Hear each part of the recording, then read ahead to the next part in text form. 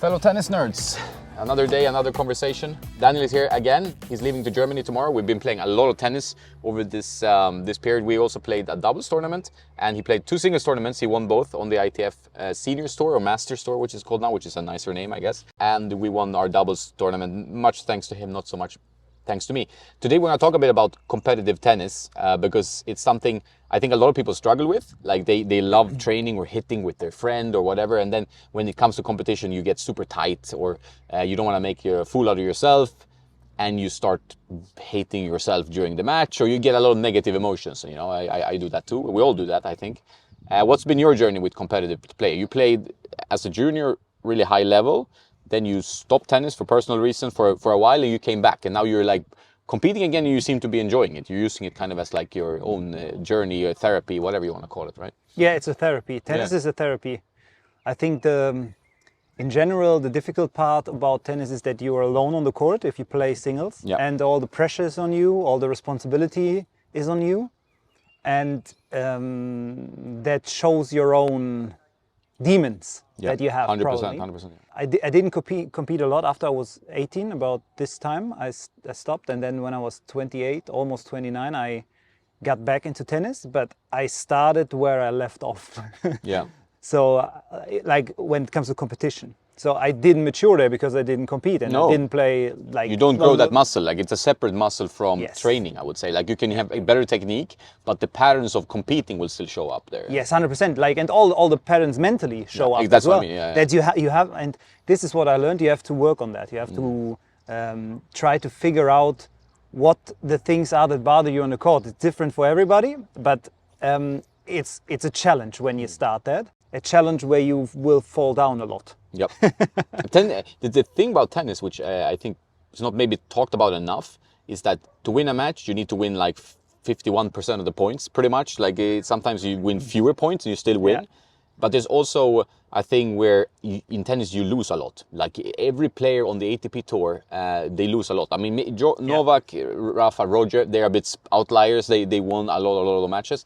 But most players, even very, very good players, top 20, top 50, top 100, they lose a lot of matches. Like you go to a tournament, at some point you lose. Like winning a tournament on the ATP or WTA is tough. It's like, that's very, very rare. So you get used to like, okay, the third round, second round, first round, maybe get a quarter, that's great. But then you will get used to losing. You have to use the losses, right? Yeah, most of the players have 50% win rate. Yeah. A bit above, maybe if they're like top 30 or something. Yeah.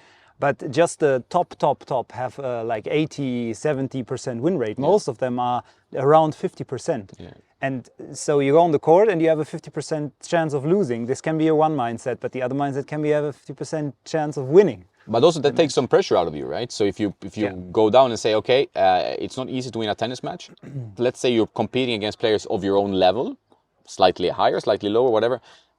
Don't be so hard on yourself. Like just try to enjoy it. That's the hard thing. Like I struggle with that sometimes. Like I put a lot of pressure on me that I should play better than I in my head, you know. And then you're when it's not going your way, you're like, oh, you know, you're getting very negative on yourself. Like when you should have a bit more positive self-talk. Like the way you talk to yourself is usually more important than how others talk to you, right? That's like the worst. If you talk badly to yourself, that's quite bad for you technically, right? Yeah, when you like change the perspective, like you on the court alone, you want to compete, you have to fight the guy on the the girl on the other side.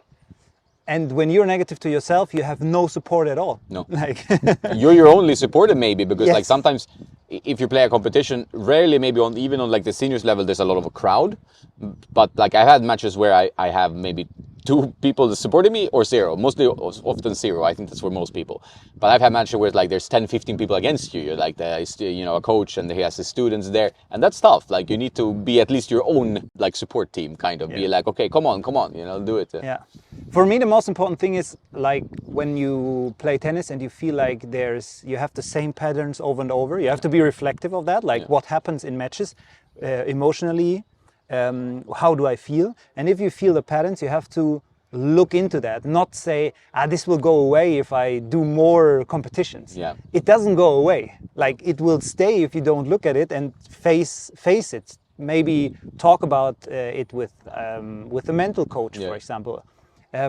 Because these things will not go away, and they will like hurt the time you have on the court. You don't have fun. No, exactly. I think that is the worst thing. So it's like then competition has so much like tension around it that it's easily kind of eats away of your own tennis enjoyment, Yes. right? And if you don't enjoy being out there competing, there's one way, which is like, okay, I will not compete because I don't enjoy it. I play badly and I feel like I should beat these guys and I don't, right? Yeah. Or you can use it and say, this is a challenge. I have to get to a place where I enjoy it, but I have to work on some things because I often get into a mental state where I'm disliking the moment. Like I'm just in the moment, right? I'm not really appreciating the battle or whatever you want to call it, right? Yeah.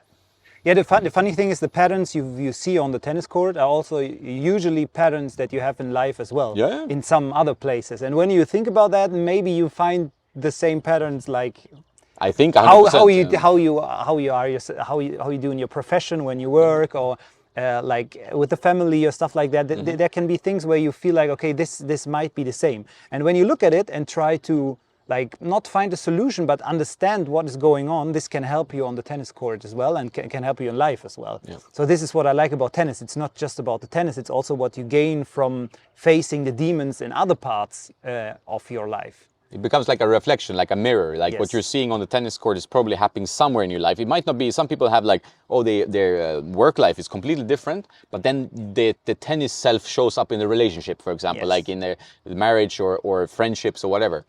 Or it could be that shows up in work or in every step of the way, right? Like if you're tough on yourself, like I'm tough on myself in business and in general, it will show up on the tennis court. So being a bit more happy with yourself or being a bit more forgiving with yourself probably is like a good thing overall, you know, Yeah. depending on who you are. But some people then are too forgiving for themselves for everything, right? They're like, oh, no problem, like this. That's also not so good if you want to improve, because you have to push yourself a bit as well. Yeah, yeah, but I think this is very important that you like face the things and not look away, because what will happen if you don't enjoy and you don't face your demons, then you stop competing at some point. Then you say, I'm not going to do this. But you still, like, deep within yourself want to compete. Then you have a problem. Like, you want to compete, you're not going there because you don't enjoy. Maybe you stop tennis.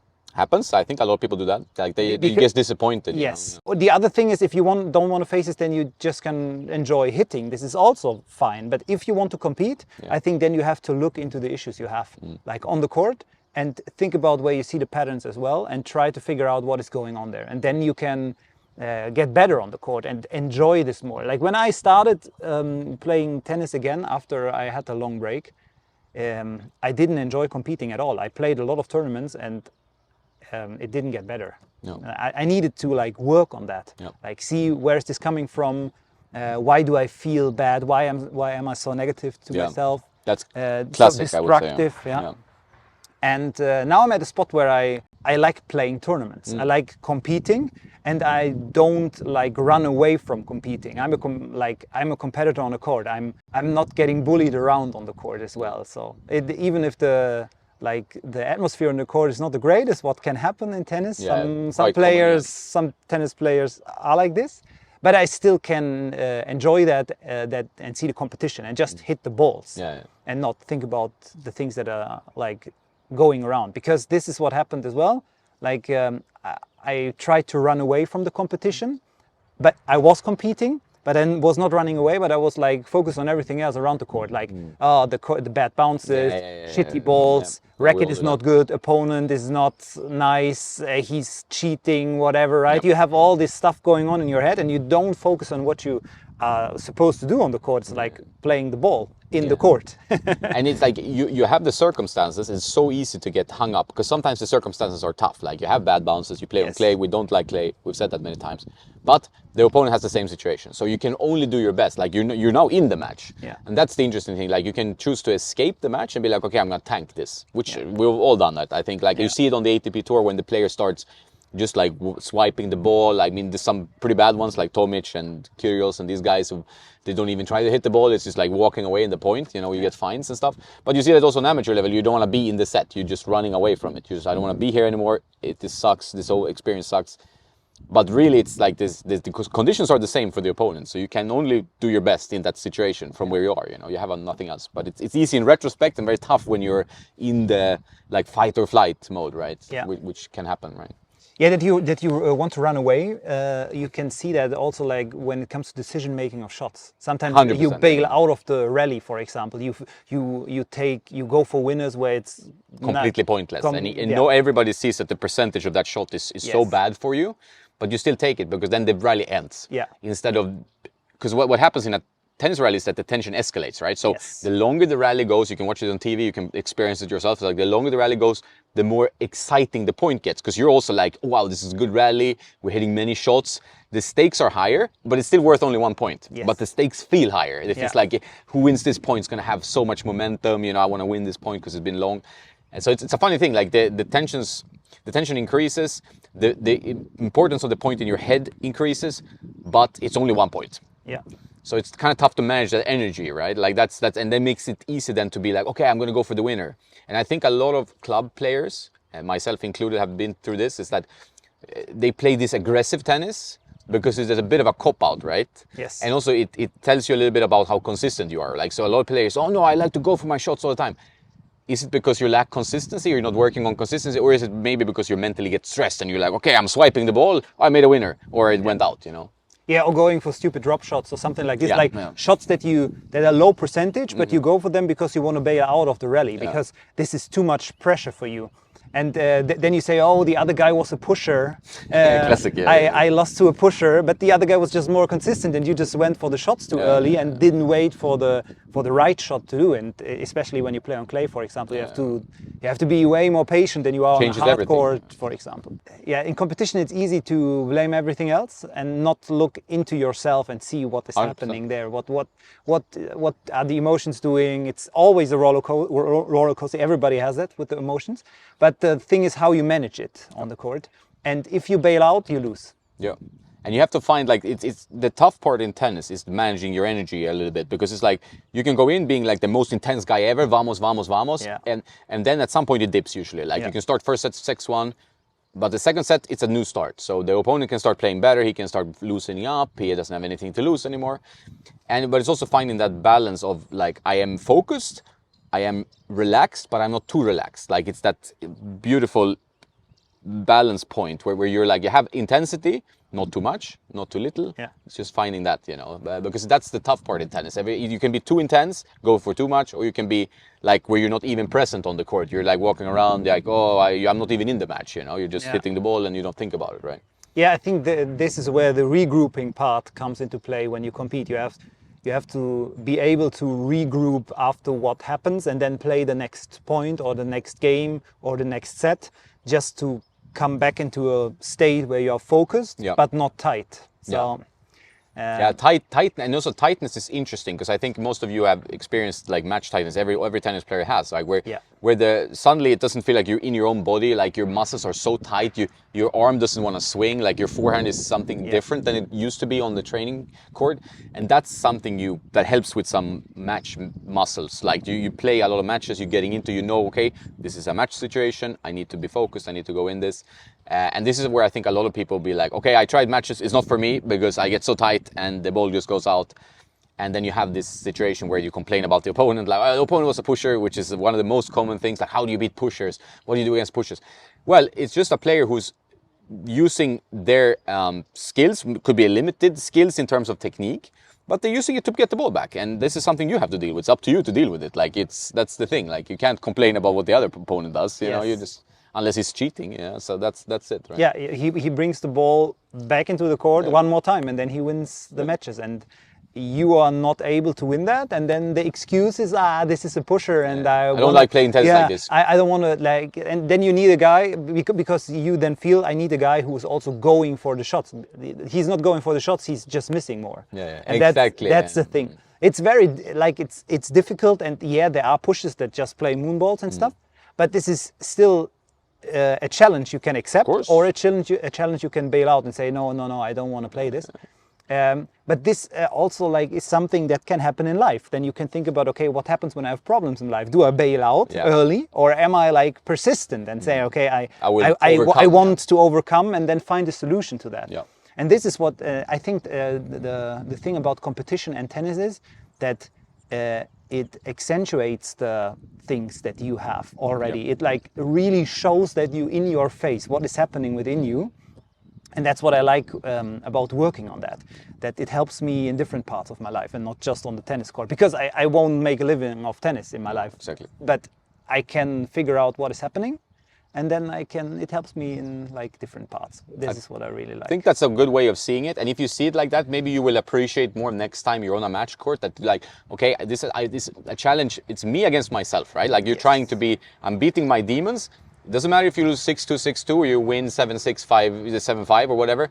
It's about you overcoming your own challenges, not so much, because sometimes the focus gets so much on the opponent or the point or the standing. And I think like what's like the score in the match. And this is something we can learn maybe from guys like Rafa, for example. Like he plays every point. The points is isolated. Like, okay, I'm just having to do my best in this point. If I lose the point, fine. I did my best. Then you're kind of off your back. You're like, okay, I put my best in, then I cannot complain too much. If I look, that's the thing. Also, it's I think a lot of people find it's easier to lose against players that go for shots and they go in. Like sometimes that happens. You're playing a guy who's like, okay, today he hit everything in. It was a fantastic performance. What can you do? You know? Yeah. But when you're losing to someone who's just giving you a ball that you know you should be able to hit back, and you're like escaping the match, or you're tanking it, or you're starting to miss, then you beat yourself, which is much tougher. You're like relinquishing the challenge to actually overcome yourself. You're like, okay, no, I don't want to play anymore. Yeah, and the thing that a lot of tennis players have is that when they reflect on their tennis, they just see the best performances they ever had. Like in a training or even in a match, and then they feel like this is how I have to play all the time.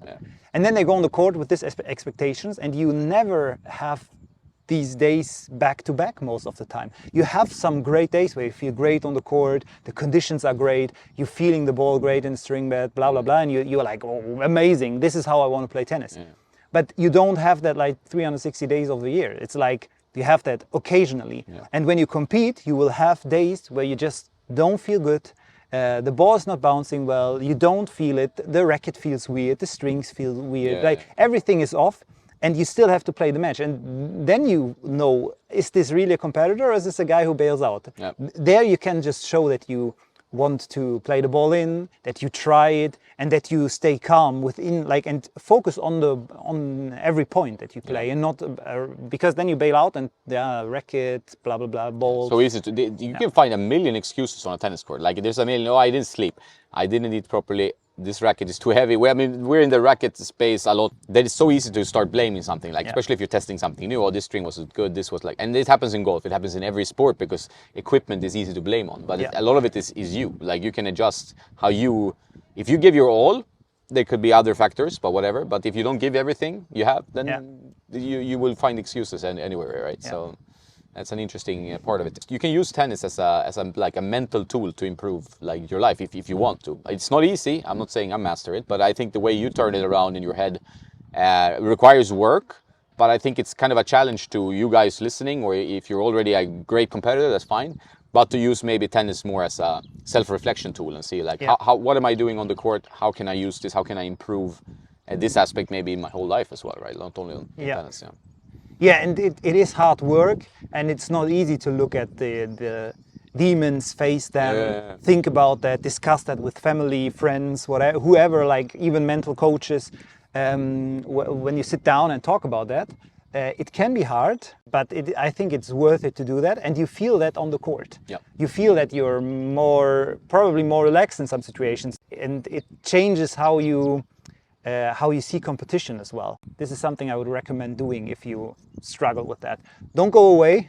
Don't run away from competition, even if it's just club level competition. Don't run away. Whatever level. Face it. Yeah, there's no difference. And also in the feelings, people feel like, okay, the pros are different or stuff. They all have the same issues, like within themselves, and they all have to work on that. So no matter what level you have competition, don't run away.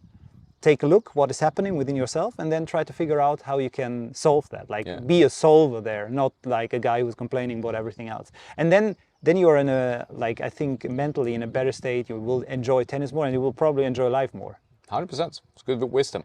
And before we end, I think it's interesting to talk a little bit about what the pros do, because I think people look at the pros like some superhuman. Of course, they're professional athletes, But I think in tennis is one of those sports where you can actually really pinpoint mannerisms, typical behavior, or things that stand out. Like you have people that do the kind of Bjorn Borg way of being like Iceman, right? I'm not going to show anything. This is a bit like Federer did most of the time, right? He was very hot-headed as a kid. Then something changed, worked with a mental coach for a long time, became Iceman, worked really well for him, suits his brand as well, like his personal brand. Yeah. Rafa is also like, okay, 1 point at a time. I don't show too much. I don't give any negative emotions so that the opponent can kind of grab onto. And then you have Novak, if we talk the big three, he likes a bit of like resistance from the audience, from the opponent. He needs something to grab onto to play even better, to kind of raise his level. He needs like some kind of enemy like on the court. It could be the crowd, could be the player, could be everything, right? So different. And then you have guys which you could maybe argue would benefit from this approach that we talked about a bit more. Like you have Kyrgios, who looks like amazing talent, but sometimes escapes the court, like leaves the court instead of facing the demons. I listened to this podcast with Corentin Moutet from Craig Shapiro, and it was also interesting the way he approached it, because he looks like a guy who wants to escape, kind of, who gets so emotional, but that's the way he deals with his emotions. He doesn't know another way. He wants to show his emotions. That's how he tackles it.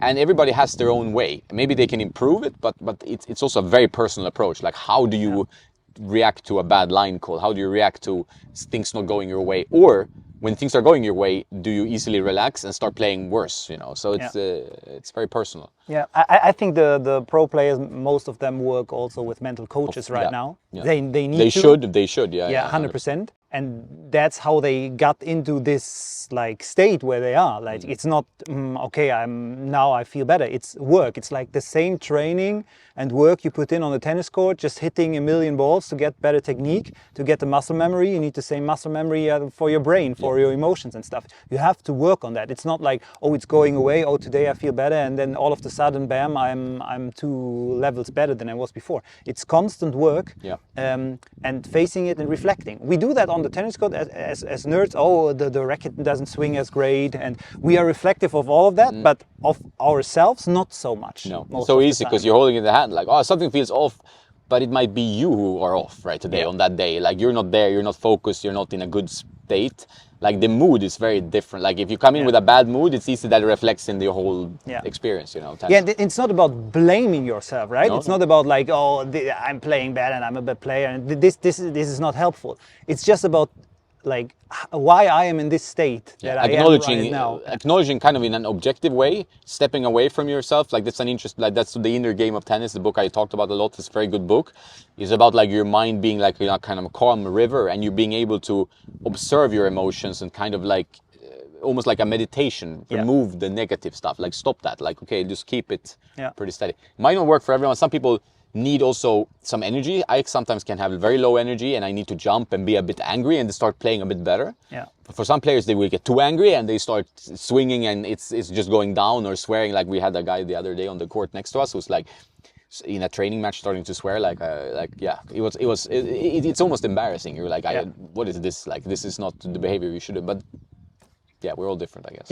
And I think this shows that there are things that you can work on. If you behave like a 5-year-old on the court, maybe you should think about what happened when I was 5 years old, and how do I deal with stuff that is not going my way and stuff. So I think when you are reflective, you can learn a lot about yourself, and this helps in life in general, I think. One recommendation I have to kind of finish it off is like maybe if you're playing matches, it's to kind of start doing like a match journal. And this could be like a notes on your computer. It could be a hand pad. You don't need to buy like a fancy journal. There are like the functional tennis ones, which are good.